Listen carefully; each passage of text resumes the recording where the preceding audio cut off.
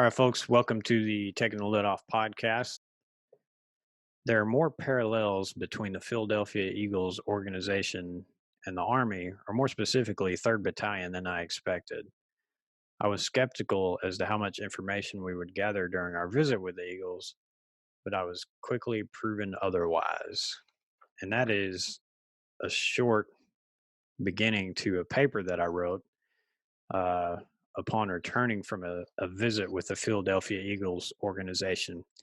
And this was done while I was at 3rd Battalion Special Warfare Center there, SWIC, like we talked about in the last podcast episode with retired Sergeant Major Pat Fensom, who, by the way, is back with us today. And we're going to talk about this. Basically, what we did was we took if you've been in the military, you know, it was kind of a staff ride. And we took our battalion leadership up to visit with Philadelphia Eagles for a couple days.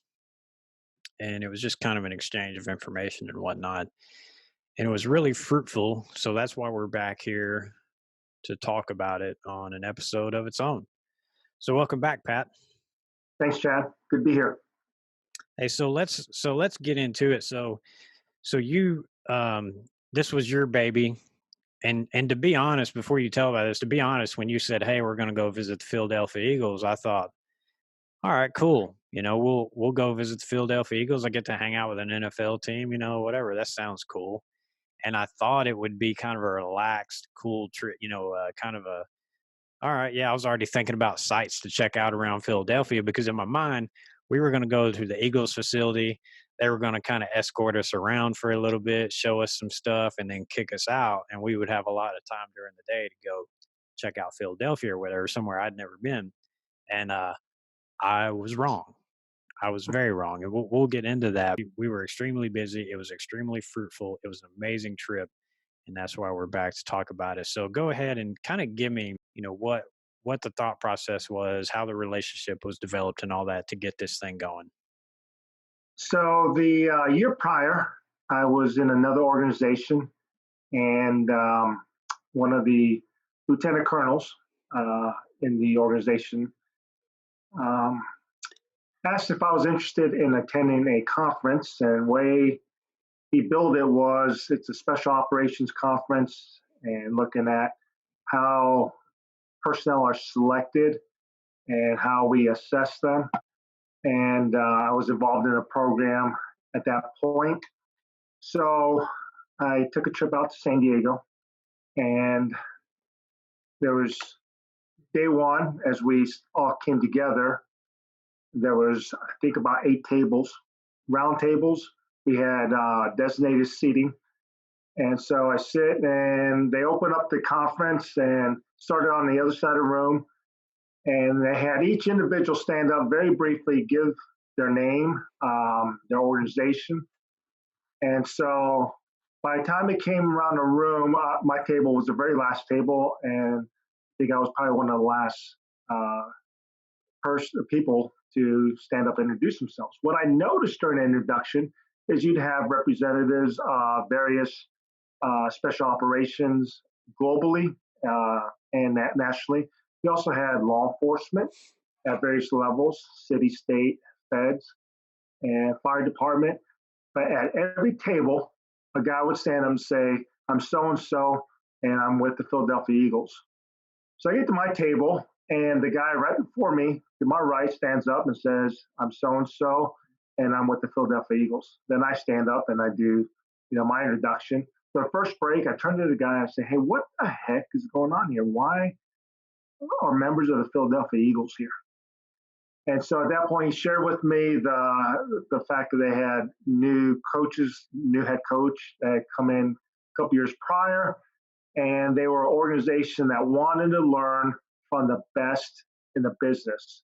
So they would go out to high-end companies like Amazon and so on, bring in speakers, go visit them, and they wanted to study the special operations people. So from that, Josh and I just developed a relationship that continues on today. And he had invited me out to their facility out in Philadelphia. I was pretty much, going different places with work. I was very busy. And so latter part of that year, I had a window, and I made a trip up to Philadelphia. And so, as you described your thoughts of going to Philadelphia, I kind of had some of the similar thoughts.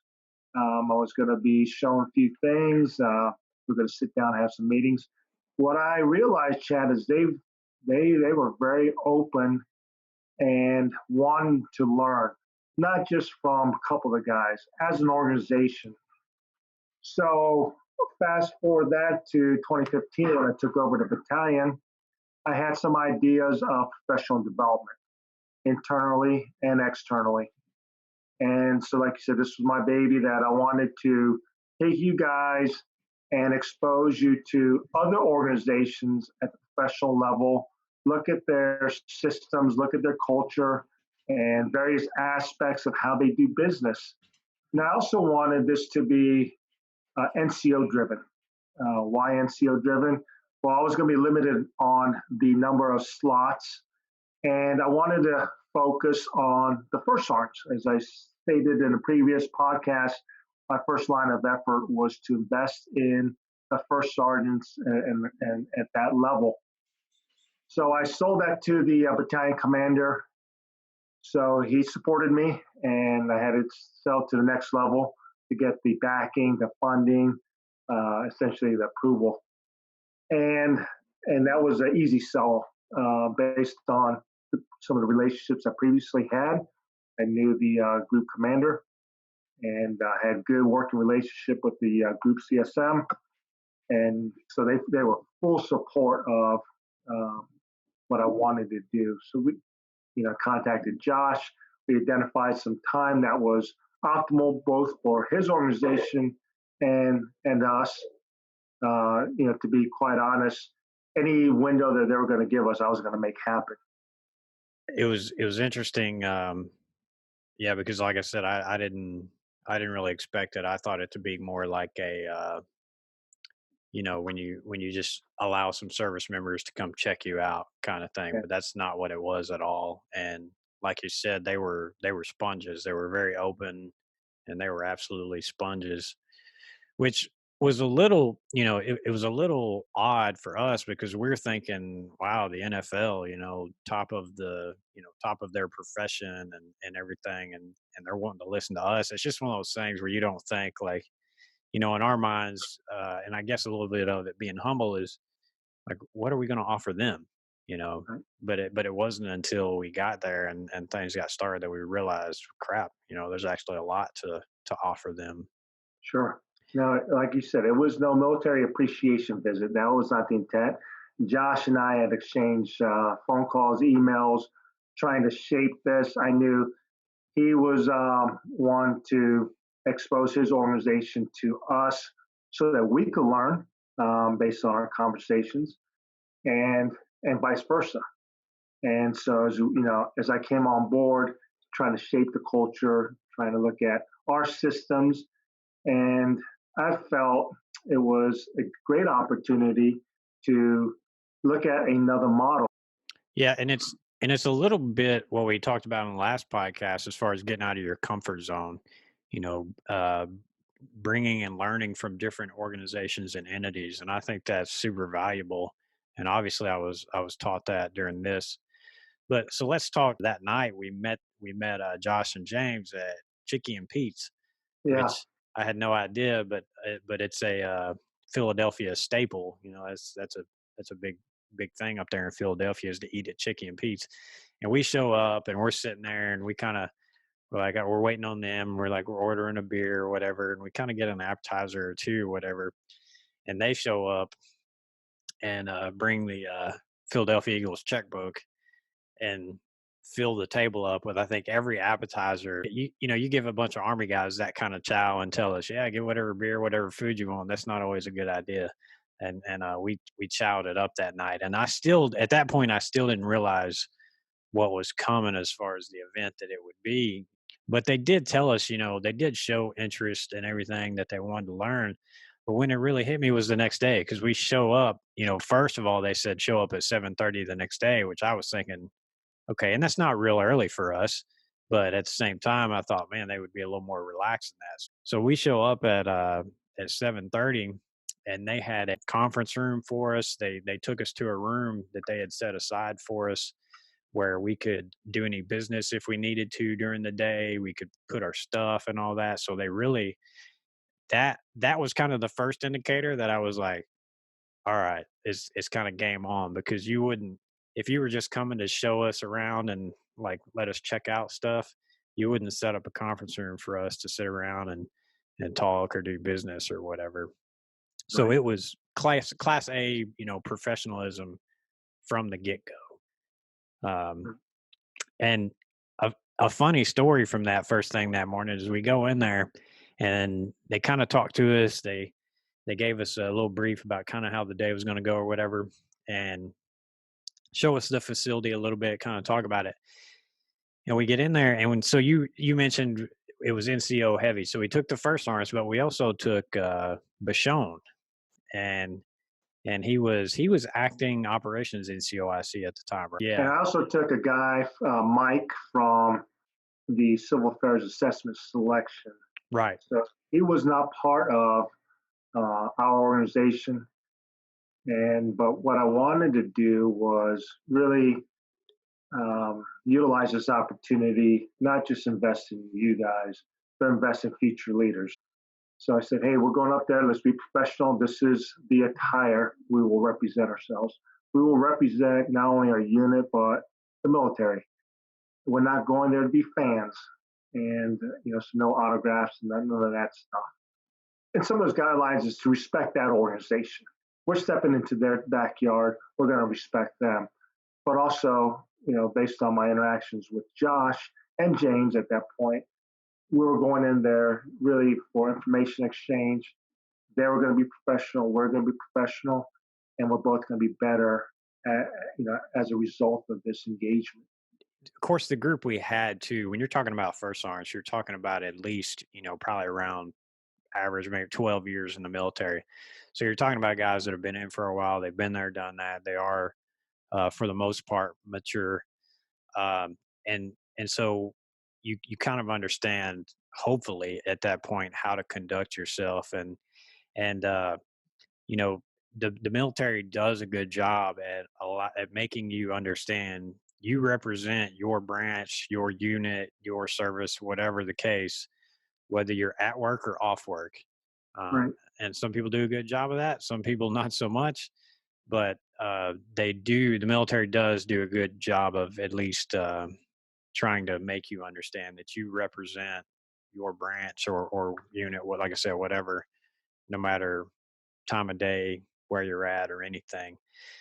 So so we went, we the first thing we did was we went to a meeting in the gym, which, to back up a second, so Bashon is a large black man.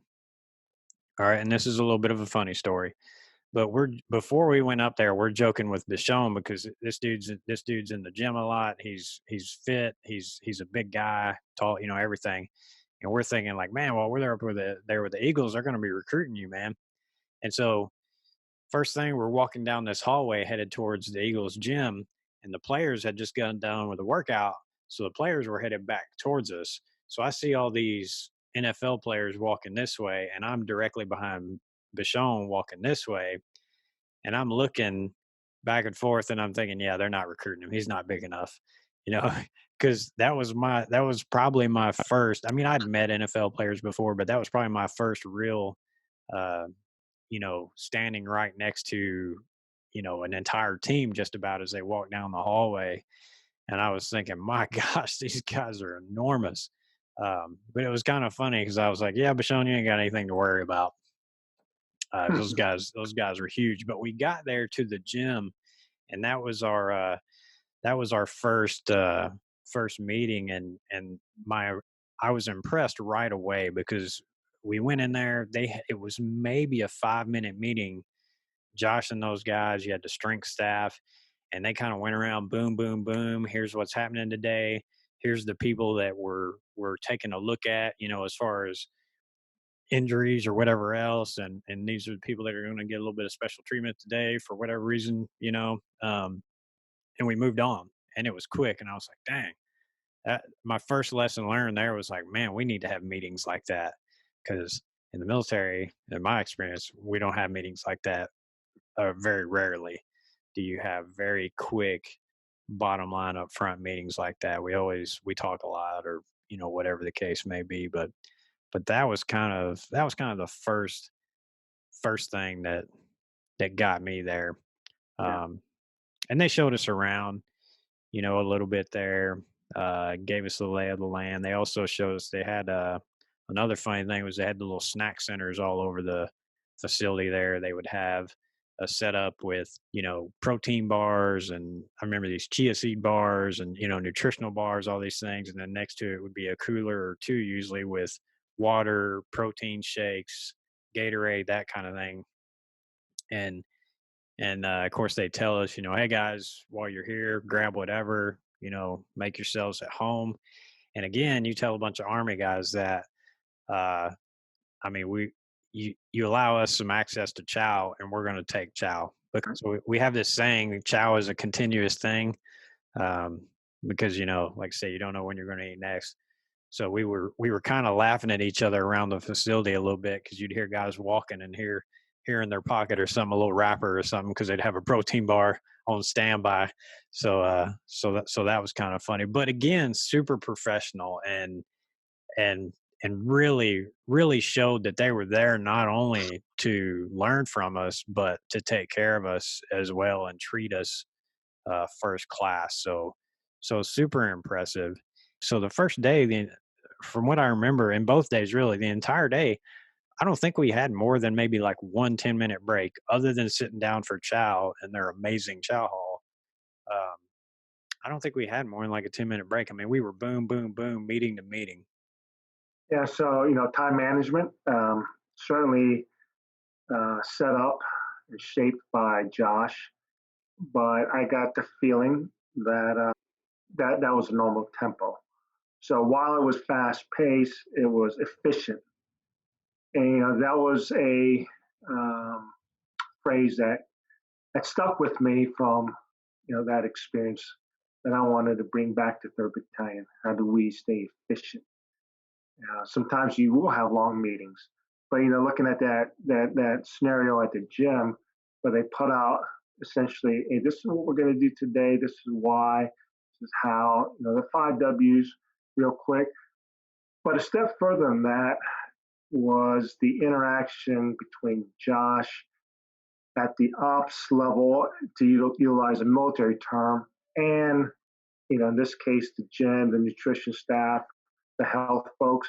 And so, I had a vision of, within Third Battalion, we have a whole different section within the organization, not specific to the battalion, but to the group, and really to the center, where nutrition type of, related issues are dealt with, and that we didn't have direct connectivity with the staff there, so that we could talk, to them, or they could talk to us about the benefits and programs. So that link, within the headquarters building there with the Eagles was pretty amazing to me. But again, it falls back down to the relationships, the engagements, and just really getting down to the business, all supported by the vision and the direction of the organization. So if that was communicated clearly, these folks are acting it out. Sometimes you see in the military where maybe levels above, the command in general communicates the vision, all that, and so below that level, there's several entities that attempt to carry out the vision. I mean, they're tasked to carry out the vision, and it requires a connection. So we saw that. As you're talking about the facility, I remember the GPS systems on the gym, and it wasn't just a cool, hey, we're going to spend a lot of money, but there was a why they were willing to invest in that. The GPS was utilized to track their movements and the vital statistics that the Eagles, for the football players, were very interested in, not just performance wise, but medically and so on and so forth. And so my takeaway from that particular experience was, you treat professionals like professionals, they're going to act like professionals. I think I said that in the last podcast. Well, as a military unit, we're not going to be able to spend that kind of money. We don't have that kind of budget. But what are some of the methods that we can incorporate to treat our cadre members like professionals? Treat the students like professionals, so that that bar is raised. So that was some of the things that we were looking at, and certainly as we concluded that trip, even on the ride back and weeks and months following, that was a task that we came together as the NCO leadership to, identify ways we could enhance our organization. So on that first day too, the second meeting that we had was in the defensive backs meeting room, and that was a moment too for me on the lighter side of things, that I was sitting in the back of a NFL defensive backs meeting during spring training. So that was a moment where I was like, "Holy crap, this is freaking cool!" Because I'm a big football fan, Mhm. many military guys, or most military guys are. I'm a huge football fan, so I see these guys sitting in front of me that are big name guys and whatnot, and professional football players. It was a big deal, but again, we were there for business, so it's not like we fangirled out or anything. Everybody held the line, but I was taking it all in. I mean, everything. I remember in reading over this paper that I wrote after. I'm so glad that I wrote this because it's super valuable for me doing this to remember all of it. It's like I was there again. I remember taking in that meeting. I remember everything from the walls being the marker board paint. The whole facility had the walls were painted with the marker board paint so that they could use dry erase markers on any of the walls. They could just walk up to a wall and start drafting plays, taking notes. And again, I think that kind of falls into the efficiency thing. They're efficient because they're using the walls, like they're not stopping going, "Hey, give me a notebook or anything like that. I'll just write it on the freaking wall and come back to it later," which I think is great. Now, if you're OCD about your walls and painting or anything, then that may not work for you. But I thought it was really cool. And then on that too, one other thing I remember about the meeting. So the players, when they showed up in the morning, they would go right to the locker room and they would kind of check in, and they had some things that they had to do when they checked in. And there was these big flat screen TVs, and you had a picture of each player on those TVs. And their picture would be kind of dull, for lack of a better way to describe it, until they had showed up and checked in, and then their picture would show up kind of HD or in color or whatever. And so that would let you know that they were in the facility. And then they would check their HRV and their hydration levels and some things like that, and that stuff would show up there as well. And that was kind of beamed throughout the facility, and the coaches had an iPad that they could pull all that information up on, so they could look and see who had checked in and whatnot. They could see what their heart rate variability was that morning, their hydration level, all that stuff. And so the coach, the defensive back coach, first thing in the meeting, he's pulling all that stuff up, looking at it, and he kind of knows, even without talking to his guys, he kind of knows where they're at, and he can ask them questions. If they've got a real low hydration level or whatnot, he can kind of hit people up and be like, "Hey man, what's the deal?" or whatever. But again, everything was quick, efficient. He was to the point. He didn't waste any time. um, they went over some game film. He already had, not game film, but practice film, because this was spring training, or training camp, and so they had game film already broken down. And he whizzed through that stuff and pointed stuff out. Guys were taking it in. It was all very fast and furious, and he allowed guys to interact, look, give some feedback. Um, but he interacted. Everything was just quick, boom, efficient. And then they had the program that they could get reps in outside of work, so to speak. They had that program that they had an iPad, and they could, if they were defensive back, they could look at this program and they could read schemes or read play, whatever, that kind of thing. And the coach could look and see how many reps they had gotten in on that. And that was also helpful for them. So that connectivity, uh, them using technology, like you were saying, the coach also had access to the stats and everything from the weight room. So like you were saying, they had the accelerometers and GPSs and all those kinds of things on the squat racks to everything. And the coach had access to all that information. So he kind of knew where his guys were from many facets, from hydration to how they were working out to, what kind of extra reps they were putting in on this game more or less. And all that. And I thought that was huge, and that was one of the things. And they also also on the TVs they would display the uniform for the day, so they would have kind of the workout uniform and the practice field uniform for the day on there, so those guys at any of the TVs could look up and see, and then kind of the schedule for the day on there too. And that was one thing that specifically I remember we tried and maybe did bring back to third battalion as far as Right. those flat screens. Yeah, Craig took lead on that, and so we placed several flat screens throughout the battalion. Another means of communication, both to cadre and students, not just uniform, but certain highlights and whatnot. Um, as you're talking about the data available to the coaches, and the utilize technology for the players to improve, to study, and the walls you're describing, it really paints a picture of a environment or culture where they emphasize learning. So an idea could pop up, whether it was from the coach or from the players, and they could go right to the board and draw it up. And I thought that was cool because there's a lot of organizations, military, outside of military, state who they want to be, what they want to be, and we want to be a learning organization as an example. Or you look at examples of that to make that statement true. So the indicators were there. And another thing I appreciated about that is their system of accountability, from the players to the coach and players to each other. And my time in the military, where, for example, your shooting scores, your PT scores would be um, visible to everybody, and that had so peer pressure.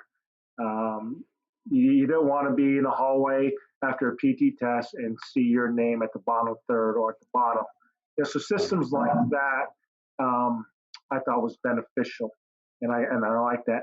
My personal takeaway from that, I remember the coach talking to the players and looking at the stats you're talking about, that the check-in in the morning and how it was visible. And he had the words "have to" and "choose to" written on the board. And so he wanted to take the players from the mindset of having to do this every morning as they checked in, putting in the data, to choosing to doing it and choosing to be there, choosing to enhance. And so pull the coach aside afterwards and say, coach, I think that's good. I think that's solid, but I think it still falls short. And I remember looking at Josh. I think he kind of, maybe raised an eyebrow and said, okay, where are you going with this? And it was some thoughts I had over time that I've really been thinking about. And I said, Coach, choose to is great, but I would challenge you to consider getting these players and us as leaders to understand we get to do this. And I had often heard, throughout my career, gosh, it's a Monday, I have to go to work. Or, we have a PT test, or we have a rock march, and I have to do this. And I really was able to get to the point where I understood I get to do this. I get to put on a uniform and serve this nation. I get to get out there with you guys and, whether it's PT, doing a rock march, getting out to the field, I get to do that. And I get challenged. And hopefully I'm inspiring others. And together we get to grow. And that mindset shift was huge to me. So that's, and to this day, whether it's my kids, myself, others that I may be mentoring, I talk about, hey, we get to do this. We get to improve. We get to continue learning. We get to share our stories. And that get to mindset was a huge takeaway that I trace it back to that engagement in that specific meeting. So they put all the rookies in a room, and the NFLPA has you've only got certain amount of time you can be at the facility, on the practice field. All that stuff has got to be managed. But in that agreement, the rookies have, I think it was, they got some kind of amount of extra time. So they put the rookies all in a room, and we got the opportunity to talk to them a little bit. Do you remember that? You remember talking to the rookies? I do. I do. Josh had asked us to come up front and I think take some Q&A and relate it to football or these young men's lives. And keep in mind um, when a team such as Eagles um, has a large roster, obviously from the players' perspective, they want to be one of the 52. But the Eagles during that era also looked at, if you're not one of our 52, we want you to be one of the better, if not the best, available players for another team. They invested in development of those young men, and so for me, not everybody was going to be a special operations soldier, but can we show what professionalism looks like, how we do business, and those members that are not selected go to another unit, and they may be one of the better soldiers in that unit, that type of environment. So as we address the players, what I recall is a lot more Q&A, and Right. these guys got to share whether it was development. And I think from the rookies' perspective, some of them were. I remember some of the questions were very specific towards helping them be better football players. Some of the questions um, went down the road of what it's like to be in the military. So there was kind of a balance of questions there. One specifically that I remember because it stuck out to me. We had a guy, and I don't know what his name was, white guy, big guy. I mean, NFL player, go figure. But uh, he asked basically, how do you not quit? And you went down, you started answering that, and in a, in, and you answered it in what I'll call a snake eater way. And and a snake eater or a meat eater way you could say, and you started, I don't, do you remember that? Probably, vaguely, I think I went down the road of you don't quit because the guy to the left and right of you. You can't have that. For us in the military to think about quitting, a lot of time it results in a body bag being filled. And so I probably got a little animated because that realm is something near and dear to me. Well, And you know, so so that was, I think the reason it stuck out to me is because that's a question that you're just like, I mean, I was just kind of looking, thinking, well, you don't quit. That's my mentality is, right. how do you not quit? Well, don't quit. Just don't It, quit. If you want to it do more doesn't push. come into thinking. You don't think about that.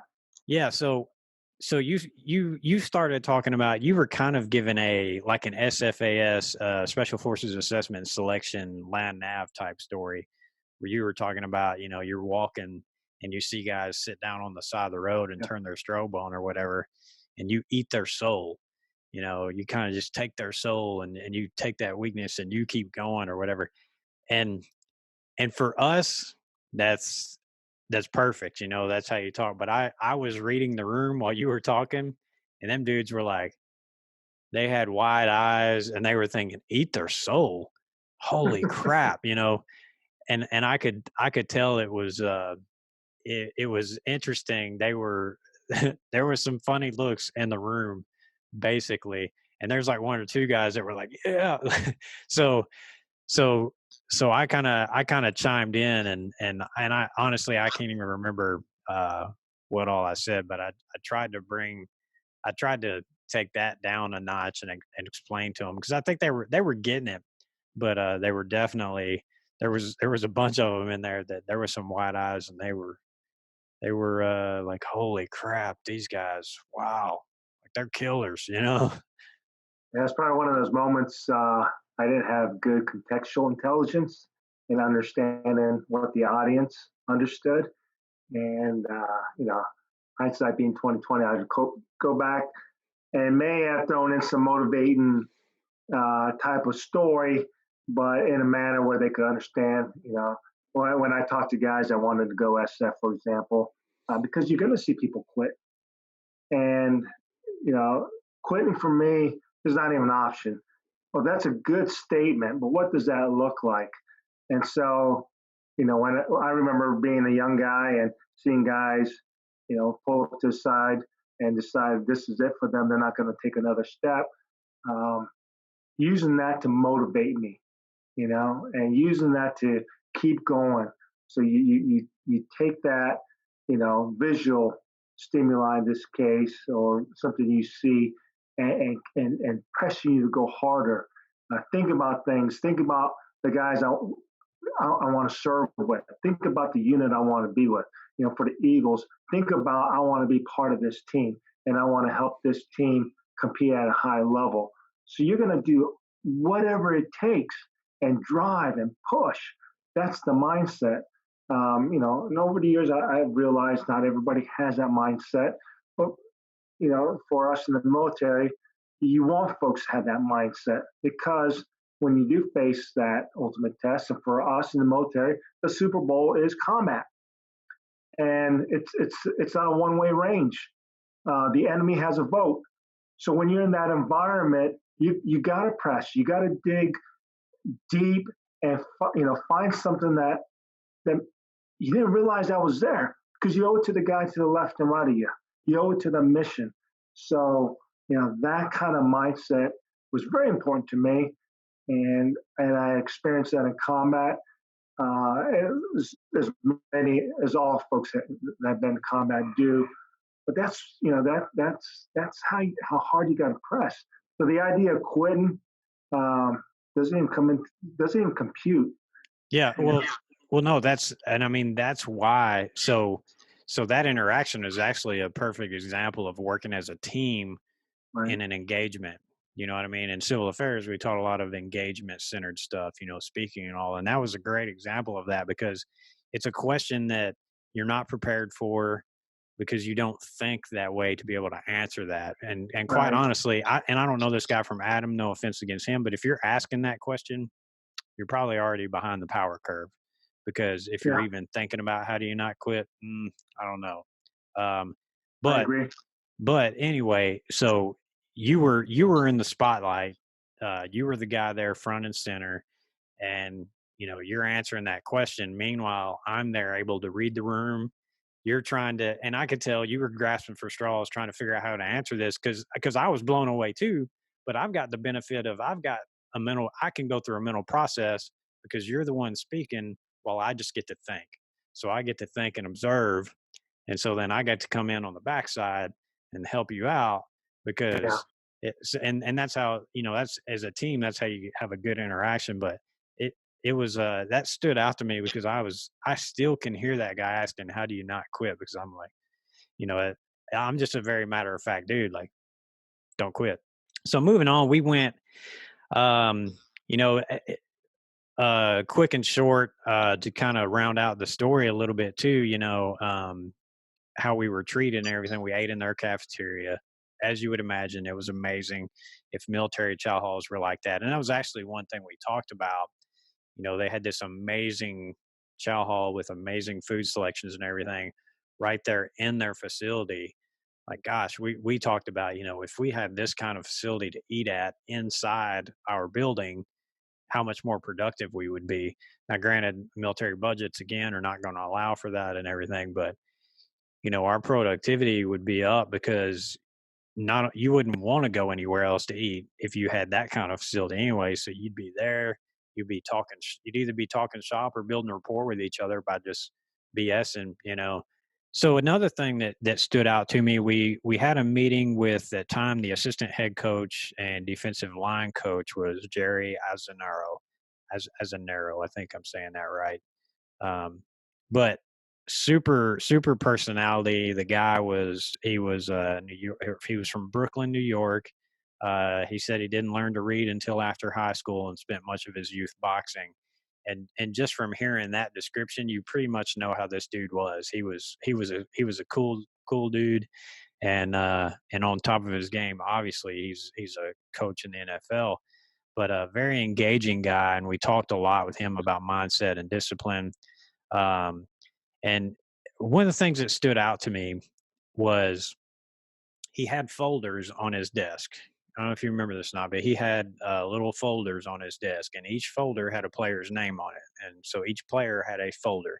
And when they came into the meeting room, they walked by his desk and they get that folder. And one of the things that he had in that folder, you would open it up and there would be an article in there. And those players would have to read. He would have a portion of that article circled, and they would have to read that portion out loud, and they would read through this article as a group, um, each reading their portion. And now, mind you, this is the defensive line coach. So these are defensive NFL defensive linemen that are in this room. So we're talking about giant, strong men. And the thing that he brought up was their confidence level, and so part of them having them read those articles out loud was just working on their confidence level, which I thought was really interesting, because you're thinking about these giant men who have been probably worshiped since they were in high school, that kind of thing, because they're obviously the best players on their teams all the way up through to the NFL. And I just thought that was really interesting. And then also, to his benefit, he picked articles that were about, military or first responders, specifically heroic acts or, things like that, so that they were not only something for them to read out loud, but also a little bit of a motivation or inspiration as well. But I thought that was pretty interesting. Did you remember that? I do. And I also remember him having some. One story that really stuck out to me. He had a Dr. Seuss book, if I remember correctly. It was, a book for younger people. And I remember asking him why. And he said, listen, some of these players, like you stated, Chad, have been around this game for all their life, and they got through various stages of life on the academic side because of their ability to play this sport. And so this sport at some point, a sport will continue, but at some point, this player will not be playing this sport, in this case, football. And so their ability to be, not just marketable, but be successful outside, to have a chance. And so you realize in some situations there were some players that struggled reading or struggled with public speaking. So he would do one-on-one sessions with them and have them read book. And I thought that was cool because here as a coach, you're invested in the collective group being able to execute a play, execute, the tackles, and so work as a team. But he understood that what makes up a team is a bunch of individuals.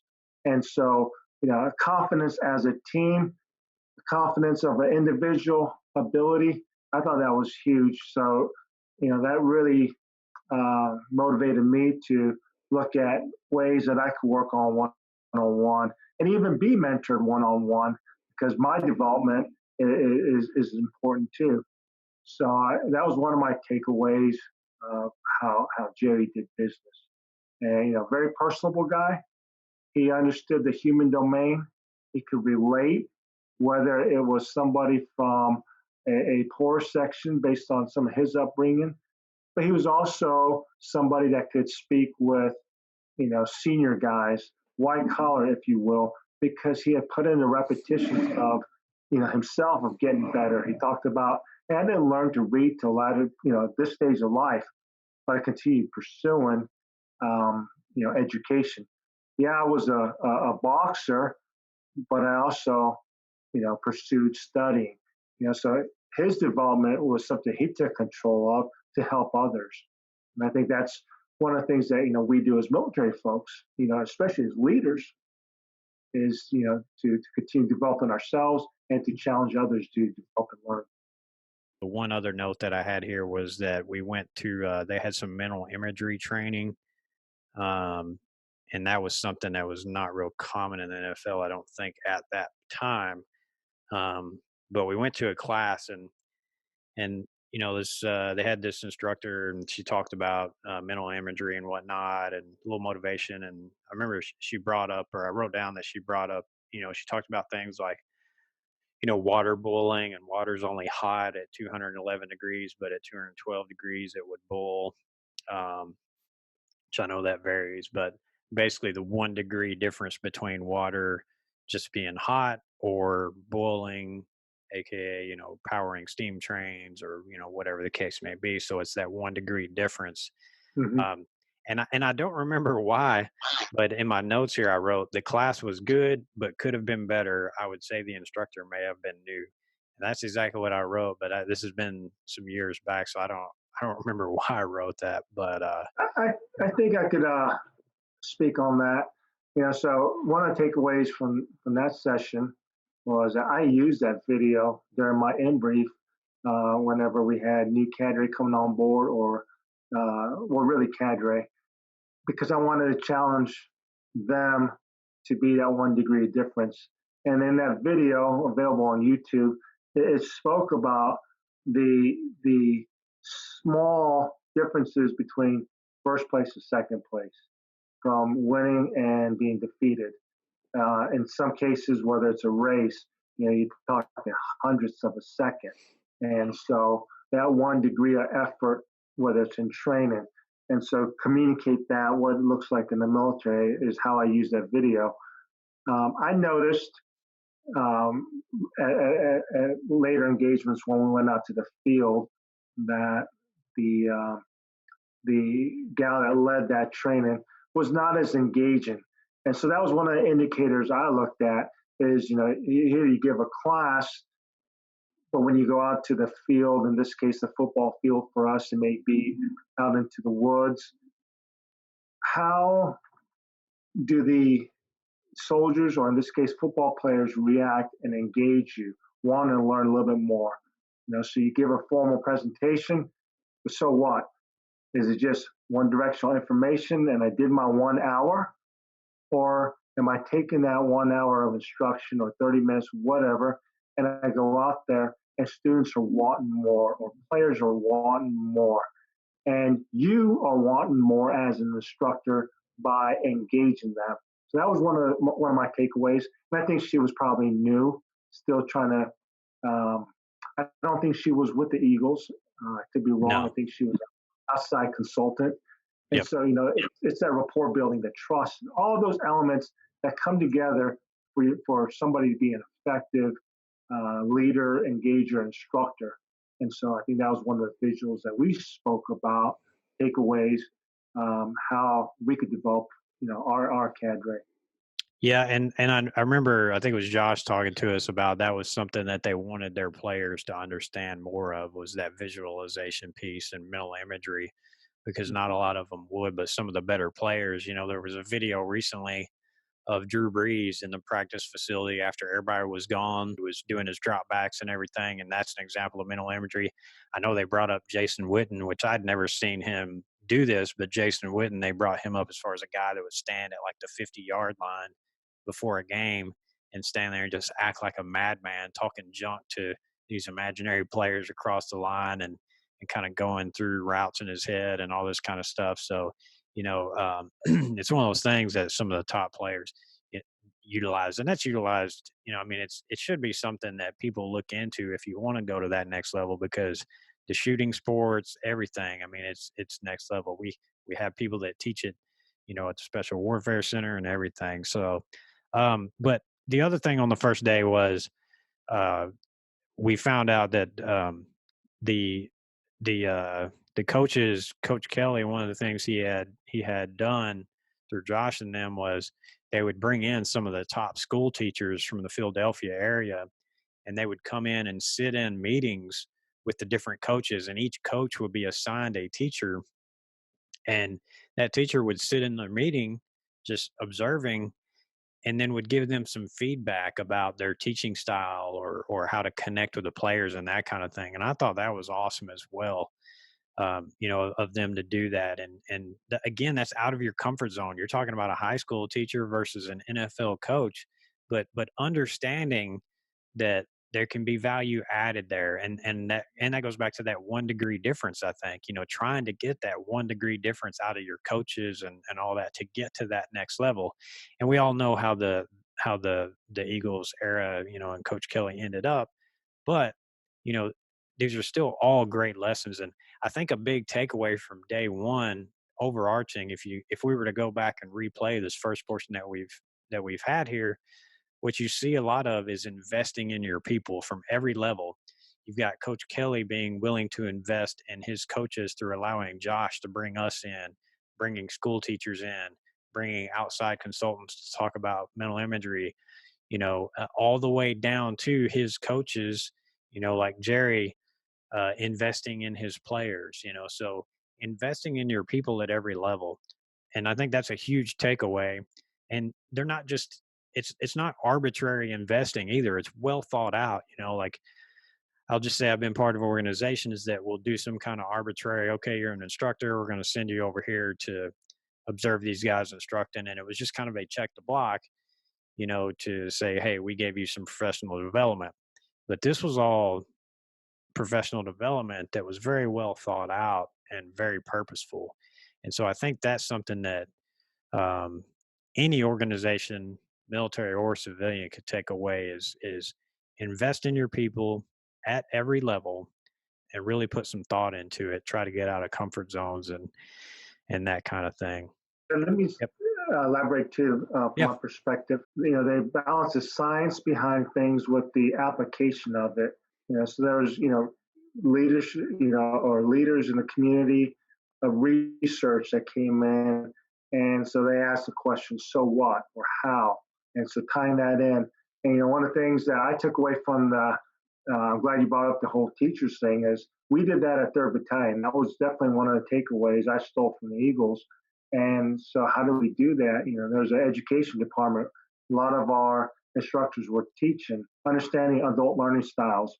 But I opened the doors to a guy named Terry, who was a retired command sergeant major, who was in the education and development space, and they had hired a high school principal that had never been in the military. And I remember meeting with them. She met with Kurt and myself and said, "Hey, listen, our doors are open. Go in there. You don't report back to us. You don't owe us anything. But we do ask that you develop our teacher or our instructors to be better teachers, and for them to learn some of the lessons lessons learned that you've had over your career as a teacher." That was kind of neat. Be able to take expertise out of other facets of profession and bring them in to make a military organization better, just like the Eagles did to make a football organization better. Yeah. Yeah. That's definitely a good route, and a little bit of outside the box thinking there on their part, and then your part. So we got on to the second day, and again, to kind of give you, I know we bounced around a lot, but to kind of give the listener how this went. I mean, we show up in the morning, we bounce around from meeting to meeting all day, um, getting just tons of value. So this paper that I wrote came from my notes, and I'll actually post this to my blog and post links to it when this show airs, so that anybody that wants to can read it. But I mean, that night, I remember that night we went back to the motel and crashed. Like, we were exhausted, um, not physically because we hadn't done a whole lot physically, but mentally we were exhausted because we spent all day Okay. talking, sharing lessons, trying to help them solve problems, all that kind of stuff. And so it was awesome. It was a good exhaustion. It was a great day. And the other part that I'll just hit briefly is so they spent like 2 hours on the practice field.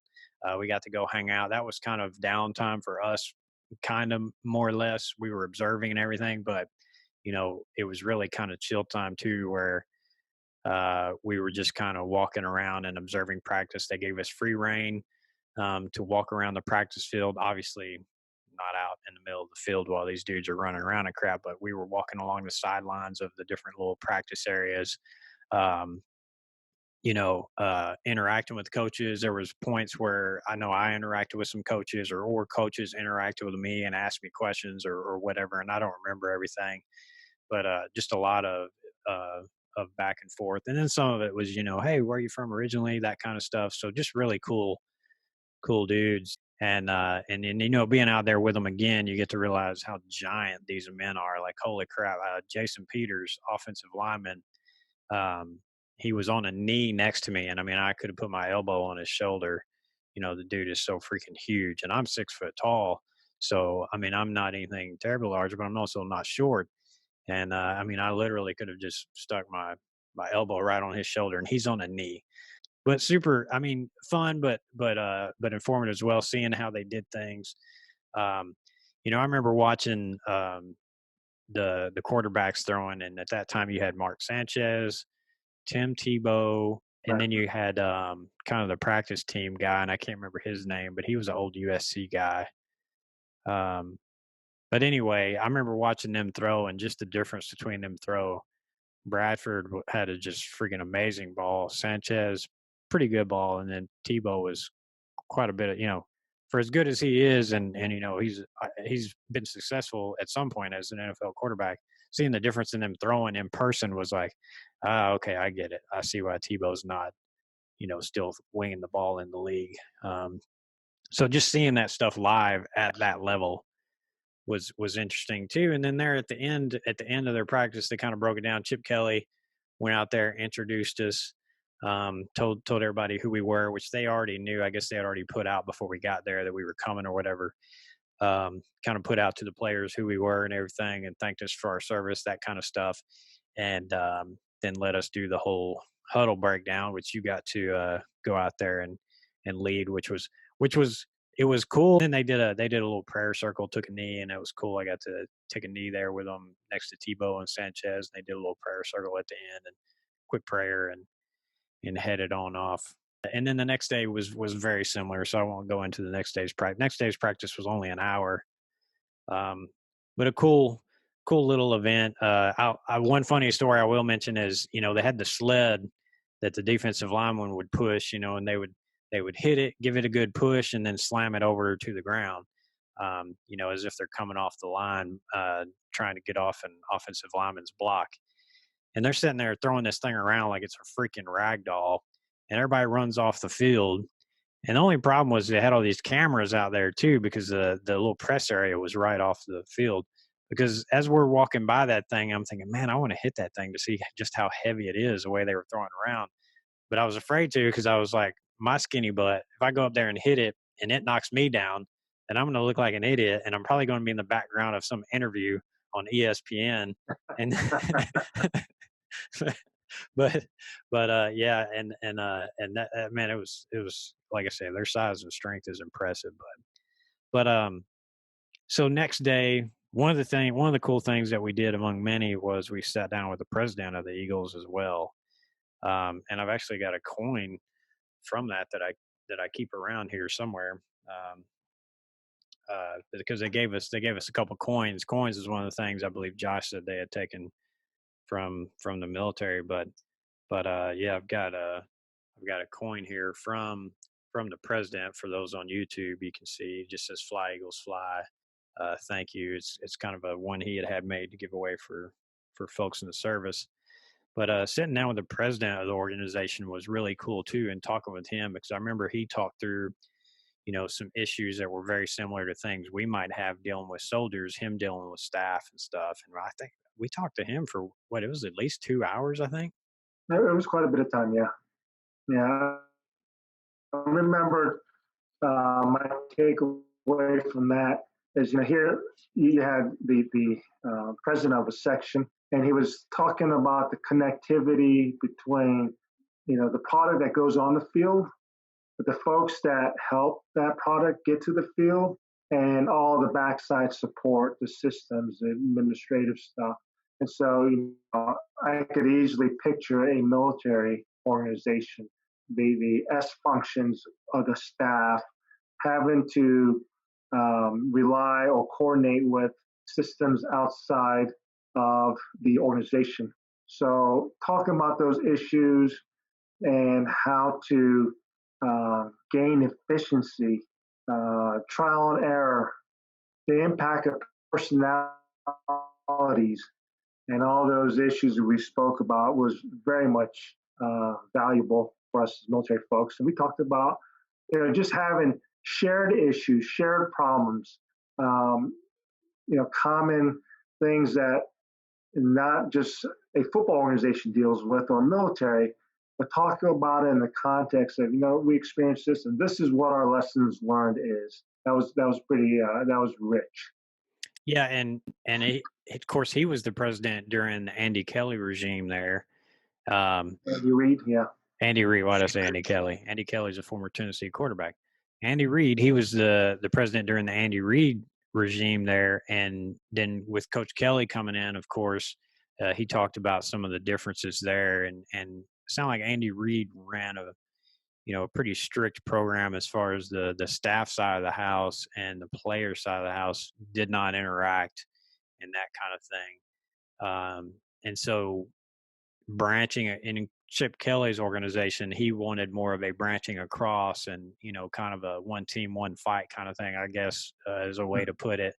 And so talking about some of the challenges they had getting, I remember Josh saying like the staff side of the house would get nervous when they would come over there because in the past it wasn't a good thing when somebody from the football side came over to the staff side to talk about anything or whatever. Um, so, a lot of lessons learned there, and and that was one of the times it hit me too. Like, man, there's really something to this as far as our leadership experience and being able to help out and provide, insight and information and how to deal with things to civilian organizations. Because he brought up some issues that we're sitting there thinking, oh yeah, well, that's you do this, you do that, like it's stuff that we had dealt with quite a bit. We sat down too with Coach Phipp and then Bill Davis, who was the defensive coordinator. And Coach Phipp is if I remember right, he's the special teams. Yep, special teams. Yeah, he was special teams at the time. Super impressive dude. I don't remember who, but I remember somebody telling us they believe he would be a head coach in the NFL someday. He was just that kind of impressive guy. But we actually sat down with him in our conference room that they had reserved for us the time we were there. Um, and it was another one of those moments where it's like, here's this guy who they believe is going to be a head coach one day. He's a special teams coordinator for the Philadelphia Eagles. And he comes in there and brings his little Microsoft Surface tablet. And like most of the meetings we went to, we're sitting there just talking kind of what felt to us more like just talking shop, BSing kind of thing. And those dudes are just taking notes, taking notes. And that was something that stuck out in my mind is we're just talking and these guys are just taking notes left and right about what we're saying and everything. And it's kind of funny because in my mind I'm thinking, wow, this crap must be valuable. you know? Oh, yeah, I think, and I think it's more than what I'd like the listeners to try to understand, or what I try to understand. It's more than just taking notes. That's the first part of really trying to learn. Where you take notes, you review those notes, and maybe a couple takeaways. But how am I going to put that into action? It was valuable for enough for me to write it down. How am I going to put that into action? And, the thing I learned from them uh, during that session, along with some of the mentorship I received over the years, whether I'm reading a book, watching a video, um, the notes I take, so what? What am I doing with that? Things I highlight, so what? It's how is, in this case, Pat Fensom going to take that information or take that quote or take that thing I highlighted and put that into action. So, they had a learning environment that was very much interested in not just learning, but putting that into positive behaviors so that the organization, whether it's a team, the support side, could get better. And, something that Kurt used to always say, and I really appreciated when he was as a battalion commander, he would talk to the entire battalion about incremental changes moving forward. We have a vision, and we may be at this level, but to get here, it's not going to happen overnight. So, what are some of the incremental changes? Improving the course, improving ourselves individually. And so, understanding that, trying to conceptualize all that, and making a plan, behavior changes to achieve that was huge. And so, I enjoyed the Eagles at that period because they really wanted to learn. And there's some individuals that really stuck out that really took that to the next level. And the leadership culture allowed that. How Chad um, exercise or practice taken to the next level, 1 degree higher, is going to look different than how Pat would do it or how Craig would do it, one, so on and so forth. And that's good because we're all moving forward. For me to say, Chad, you got to do it this way because this is how I do it. No, that's the wrong answer. Allow autonomy, allow growth, give guidance, give vision, and then let the guys go. And so it was neat bringing those ideas back to Third Battalion. And I remember in Bravo Company, one example is guys wanted to go out and do some research about some courses and attend, and would come up to the head shed and say, "Is it possible to attend?" And I would hear this guy talking to the battalion commander, or asking me my thoughts, and I was like, "Heck yeah, you know what? Go do it." Absolutely. But not only go do it for yourself. I want to know what you learned, and I want you to come back and teach that. And so that was neat to see examples of that taking place in our organization. Yeah. Yeah. And I think that's probably where this paper came from that I wrote is knowing that, man, I've got all these notes, and I'm sure I still got the notes somewhere because I typically keep that kind of stuff. But knowing that we got all this, now what do you do with it? And I've actually, so I've got this contraption here on my desk. I'm trying to get it in focus on the cam, but this is it's called the rock. So at the University of Tennessee, they have this big freaking rock out there that gets painted all the time. But most people know that it gets painted during game week, during football season or whatever. And I have everything Tennessee. If you could zoom around my office right now, I've got tons of Tennessee gear in here. But so somebody got me, or I might have gotten this myself, but it's a little marker board, and I would put quotes on it. And there was a time when I would put a new quote on it once a week, and I'd put that picture on my Chad Ray Coaching Instagram, and I kind of fell off on that, but I left it on a quote that I love that kind of ties into what we're talking about here, and it's from John Wooden. Which, if you don't know who John Wooden is, you need to YouTube John Wooden and just listen to him speak, read his books, whatever. You'll be smarter for it, or wiser, whatever. But the quote is, "Don't mistake action for achievement." I was watching him on YouTube and I heard him say that, "Don't mistake action for achievement," and that stuck with me. Because with things like I realized I need to take action on what I've learned, but don't mistake action for achievement. Get an outcome out of it. You can take action. I can implement something, but what's the result of Mhm. implementing that? So getting that achievement from that action. And I think that really ties in. But back to the visit, I mean, gosh, so many lessons, so much to go through there, and like I said, a lot of it for me has kind of led me to where I'm at now, honestly, because again, that was a point where I realized, like, man, all this stuff that I've got in my head from, out of 20, a lot of people don't understand. I was in the military 20 years. What'd you say? You were 23 or 31. 31? Yeah, close. I was close. But but so um, for me anyway, 20 years in the military, like 20 years and 2 weeks, probably 17 of those years I was in some sort of leadership capacity.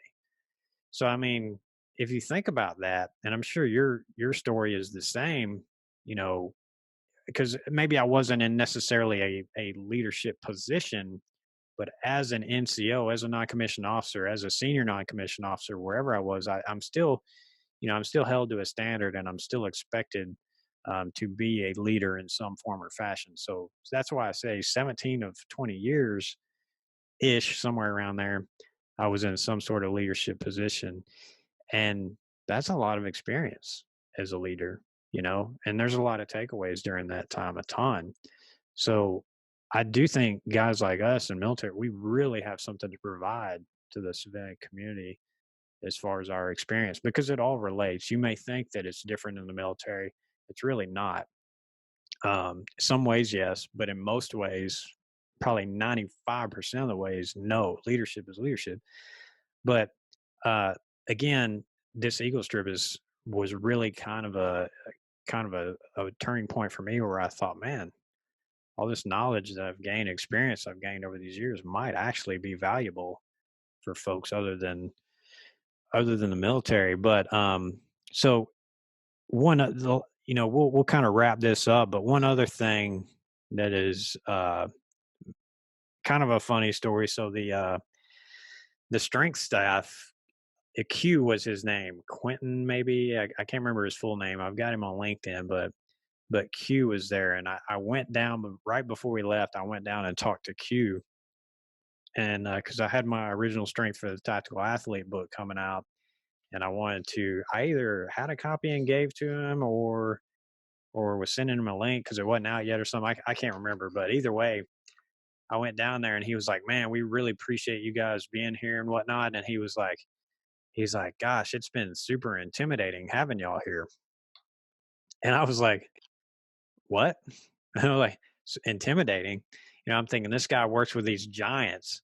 And Q, while obviously a strength coach, very fit dude, he's a short guy, but a little powerhouse, and he's talking about being intimidated by us, and he's working in this NFL facility with NFL players. That was another moment of levity for me, I guess, too, where I was like, man, here I came in as, definitely not thinking we're the big people on campus right now or anything by any means. But he was like, "Yeah, man." He's like, "Yeah, we were kind of intimidated with y'all around here."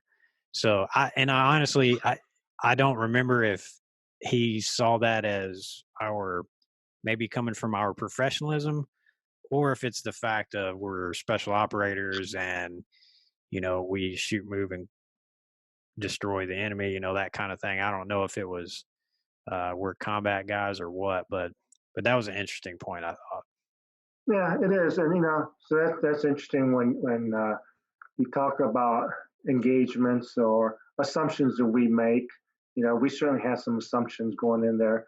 Um, I know I did when I first went up to Philadelphia, what that environment's going to be like, what those players are going to be like.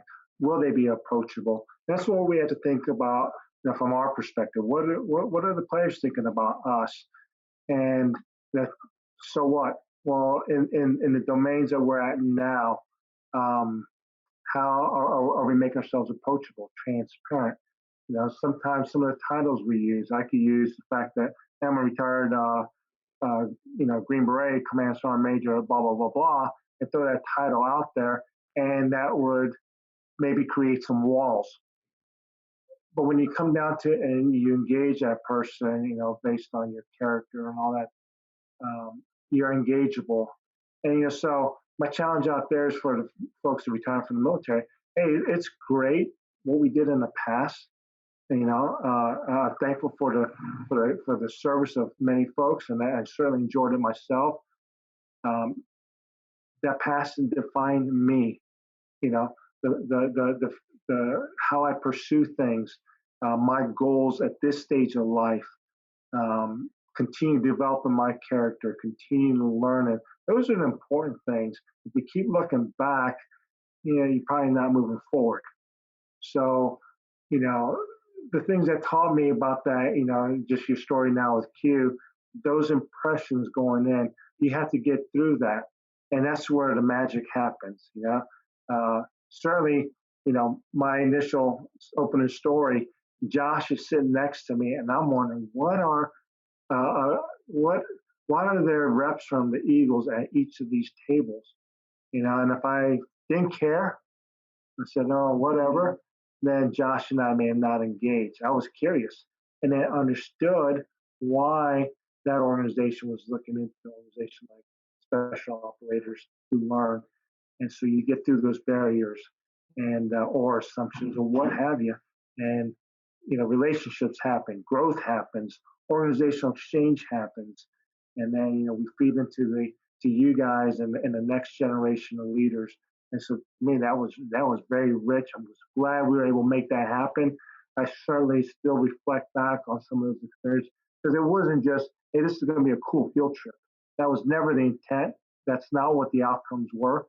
Though there was a lot of coolness in there, but the lessons learned, the things that we took away, the things we were able to share, implement, and continue learning and developing, those were the nuggets. And that's what I really enjoyed. Yeah, well, going back to the impression of what we thought it might be, we're probably used to people having good intentions, but the follow through is not always there, or the action doesn't match the intentions. And in this case, the action absolutely matched the intentions, and and taught us a lot. We taught them a lot, and the whole being intimidated by this thing. If you know that, that's leverage that you have on them, but it's leverage to be used positively. It's not if you can use that negatively and then you're kind of an a-hole or whatever, but you can use that positively too, because if I know somebody who's maybe intimidated by me, then I know that, well, here's my chance to build rapport with you by showing you that I respect you and think as highly of you as you think of me, you know. Right. So then you use that to show them, hey, I'm no better than you. And we're equals, whatever, however you want to put it. And that's again a way to build rapport and get in with them.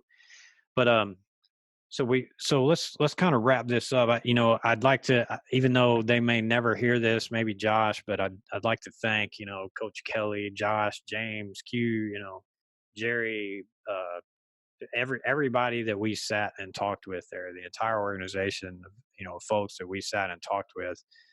Huge thanks to them, because without them we wouldn't be sitting here talking about this. And then you as well, Pat, of course, because without you leading that effort, we wouldn't be sitting here talking about this either and bringing out these valuable lessons. Um, and then one last thing I'll show you. So there was another coin that they gave us, um, and I don't know, I'm trying to get that on there. So habits reflect the mission. And that's something that I've kept out too. I don't even keep my military coins. I'm not a coin guy. You're not going to see a coin rack on the wall back here. Honestly, I don't have that many military coins because I was never the guy. I gave some away when I would get them. Coins were just never my thing. The same way awards and all that are not my thing. But these Eagles coins I've kind of kept around because they're valuable. A commander's coin, that's cool, but it's commander such and such. But this actually has something valuable on it, with his habits reflect the mission. And then the president's coin, well, that's just cool because it's the president of the Eagles organization, and it's a reminder that meeting. And again, that was one of the times when I thought, man, this information might be valuable. Yeah. Yeah, But that saying habits reflect the mission, Chad. I remember going to a game and walking through the tunnel leading out to the field, and this is prior to a game, and they had that painted on. And then even for the players coming into the facility through the locker room, habits reflect the mission. They had shirts. A lot of players had habits reflect the mission, or placed on the back of the shirts. And so a lot of organizations do that. We certainly do that in the military. A lot of cool sayings. What I appreciated is they took these sayings and they try to put it into action. And so, the habits of the staff member, the habits of the players, the habits of the coach, it reflects the mission. What is that mission? And habits reflect the mission, quite honestly, is something I think about all the time. I think it was the other day I was working on and I was thinking, habits reflect the mission. What is my mission? And I share that with you, outside of the podcast. And so far as growth and being a better version of me, are these habits reflective of that? So I liked how they took a slogan or a saying and they brought it to life instead of just putting it out there and saying, hey, we're good. We checked that block. We have a cool slogan. We got a cool slogan on our coin. We must be doing that. No, no, no. Your action is going to reflect if you're really doing that. So I thought that was cool. Yeah, it's absolutely applicable, and there's several different ways to say that, but that's a habits reflect a mission is a really is a really summed up way. All right, Pat. Well, we've definitely gone past our time limit that we wanted here, but that's fine. Like I said, I mentioned before, I said I want to keep it to 30 minutes, but train to standard, not to time, like we try to think about in the military. So, but all right, well, Pat, I appreciate your time again. It's been great, super awesome discussion. And then for the listeners, we're going to be getting a part 3 in with Pat. We've got 2. So if you're not getting enough of Pat's sexiness on YouTube, getting to look at him, uh, we're going to get a part 3 in to talk about his transition, which is also, and when I say transition, I mean military transition. He's always been a male, so don't go there. But Yeah, I'll go there. yeah, but thanks again, Pat, and we'll have you back soon. Thank you, Chad. Have a good one. All right, you too, man.